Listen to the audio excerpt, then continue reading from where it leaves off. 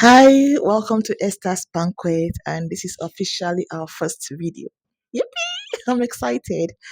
Um, Please don't forget to click on the subscribe button. I'll be getting to this often, right?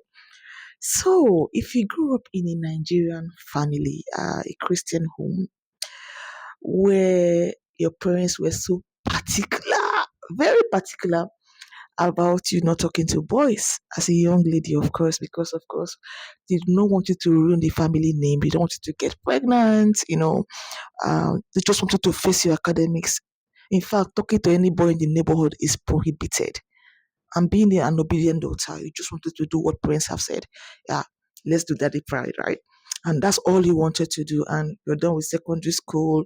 You kept the good grades. You kept the family name and the family honor. You didn't ruin anybody's reputation.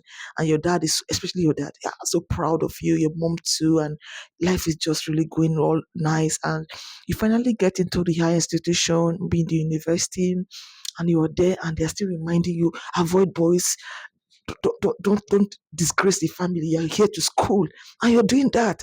I mean, you just want to face your studies, and that way you're not even talking to any man.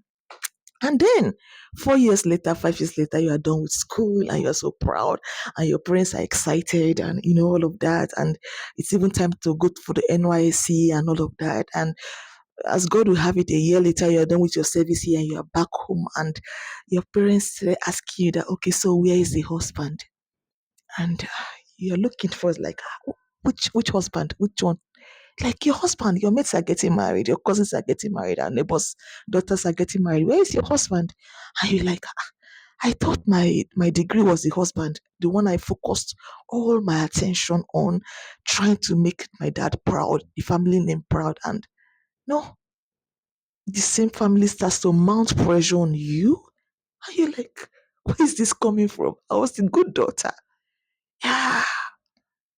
But at the end of the day, you are stuck. You're in your 20s and you don't even know how to handle the male gaze. Because when you were 18, 19, 20, and your mates, girls you considered bad girls, were able to have meaningful conversation with young men, hold their only conversation. We're doing all of that. You're judging them in your mind like, this one is a bad child. I am the good daughter of my father. And now those girls are getting married after school with men that they were able to have meaningful conversation, and they were able to tell, okay, I want to do life with this person. And you are right there. You don't know what to do. Right? And in fairness, there are some families where their mothers will call them and say, okay, you're on campus. Is there any man talking to you? Is there any young man? What is he saying? And there are not a lot of such parents, sadly. And a lot of young girls leave school and they're getting married almost immediately because they met their husband on campus. They had the agency to be able to actually sift and just filter the men and say, okay, this person is going somewhere, and I believe in their values, and our goals align, and we're getting married, and they do get married. And then there is you who couldn't do that because you were just told to focus on your academics, and you did that, which was not bad, right? But at the end of the day, you were supposed to actually strive for balance. What the parents were supposed to say was, oh, strive for balance. It's okay to socialize, but at least have agency. And I believe we'll be addressing agency in another topic.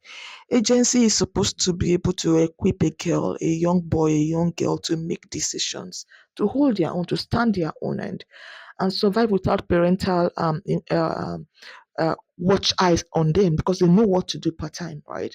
To set boundaries, to say no without feeling sorry or feeling bad about saying no, to be able to filter.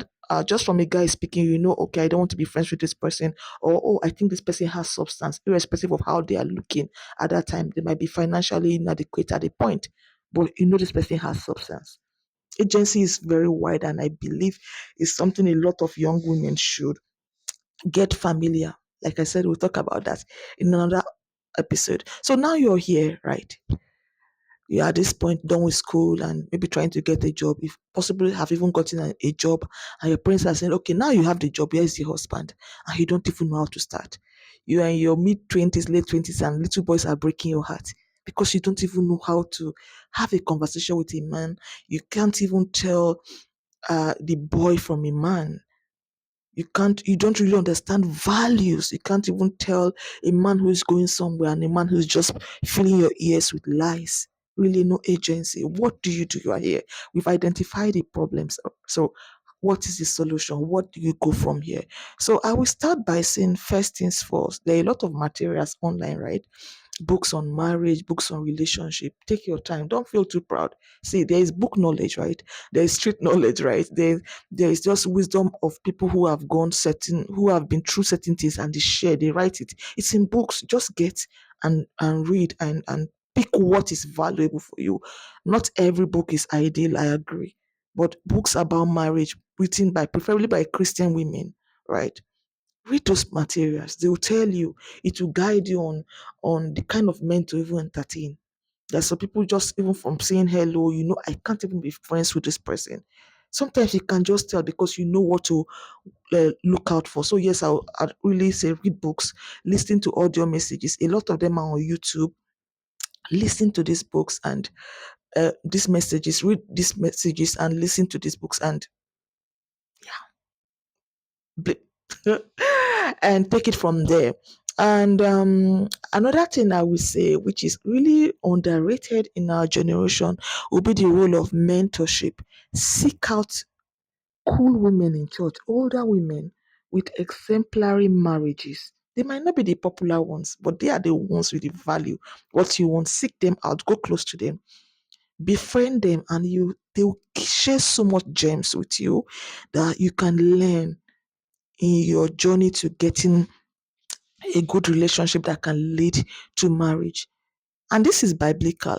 I love the story of Ruth in the Bible, the young widowed woman who had a very beautiful relationship with her mother-in-law and who guided her into landing one of the most eligible men in her land, in the land she came into, Boaz, right?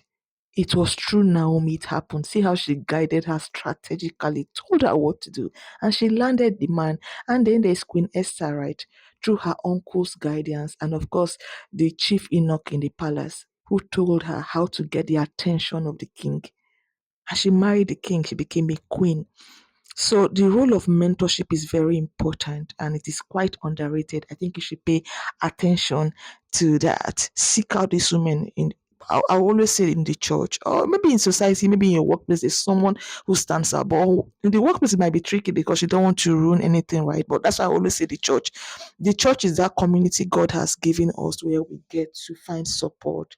We get to find family, people who can be there for us, stand in the gap for us and with us and hold us accountable and hold us and just provide guidance.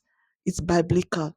So seek out that woman that can tell you what to do and guide you, not control your life. No, that's not it, right? Just guide you.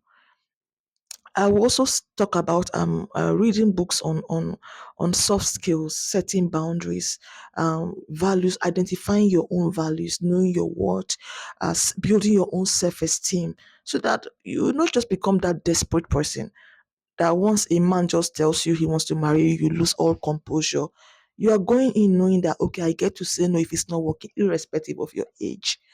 Please don't get desperate. Men can even smell desperation a mile away. Don't be desperate. If you are desperate, you ignore every red flag, right? So just be grounded in who you are. And I also say get busy.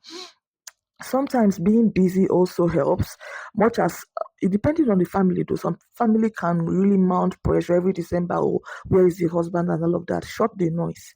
Focus on yourself, right? And focus on God also. Get busy. Get busy. Spend time um working, even identifying your purpose. Get busy. In line your purpose, you might just meet your husband, right? That's happened a lot and it's actually a thing. Get busy, build your financial capacity so that you're not vulnerable to dating or marrying who you or you shouldn't be with this person, but because this person is financially stable, he can give me the life I want. You just go ahead and you want to date this person, and they're talking about marriage, and you're considering it because in fact, all the red flags start to look like pink flags to you because you're thinking at least it's stable, it's financially stable. But if you're working and you can earn your own keep and you're fine, then money will not be the reason you are saying yes to a marriage of a lifetime. I mean, forever is too long to be stuck in a marriage that is killing you.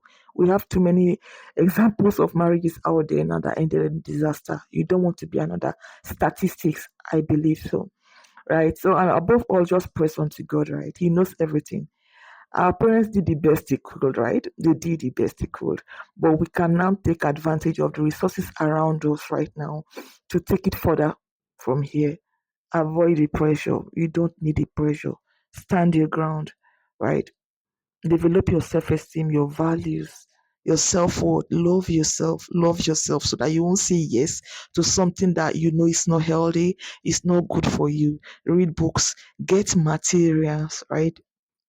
And then seek out mentorship also. And above God, just press closer to God. God sees all and He will reward even your obedience to your parents to make them proud. Because at the end of the day, in making our parents proud, we're also making God proud because you got to honor your body, honor your values, and just, live a life that is really worthy of a child of God or someone that loves Jesus, right? Yeah, loving Jesus is profitable, right? So this is how you can get to take it from here. If you can resonate with everything I've said so far, please, I look forward to reading your comments. Uh, Drop them and I will engage with you. And looking forward to the next video. Thank you for hanging with me. Bye.